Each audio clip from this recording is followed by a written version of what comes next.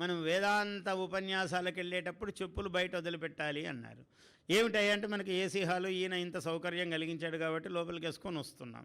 మామూలుగా దేవాలయంలో పెట్టారనుకోండి చెప్పులు బయట వదిలి వెళ్ళాలి అని మనస్సు లాగుతూ ఉంటుంది. ఆ చెప్పులు ఏమైపోయాయో, ఎవరిని వేసుకుపోయినారా ఏంటి అని బాధ కలుగుతుంది. అందుకని దేవాలయాలకు కూడా అనేక విధాల అవతారాలతో మనం నమస్కారాలు చేస్తుంటాం. దారిలో పోతూ పోతూ చెప్పులు వదిలి వాడు పూర్తి వదలకుండా సగం చెప్పుల్లో కాళ్ళు పెట్టుకొని ఇట్లా ఏదో అవెందుకురా ఇట్లిట్ల అనడం ఎందుకురా నువ్వు, అసలు నమస్కారం అనేది వంగి చేయొచ్చు కదా అంటే చేయడు, సమయం లేదు, బిజీగా ఉన్నాడు మానవుడు, ఎక్కడో పరిగెడుతున్నాడు.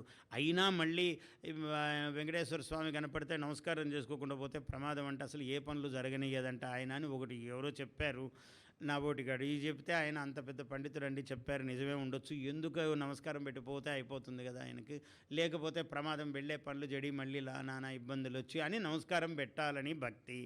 ఆ భక్తిని పూర్తిగా ప్రదర్శించడానికి సమయం లేదు. ప్రతివాడు బిజీ లోకంలో, ఏం చేస్తాడో తెలియదు, పొద్దున హడావిడిగా ఎందుకు పోతాడో తెలియదు, సాయంత్రం అలసిపోయి ఎందుకు వస్తాడో తెలియదు.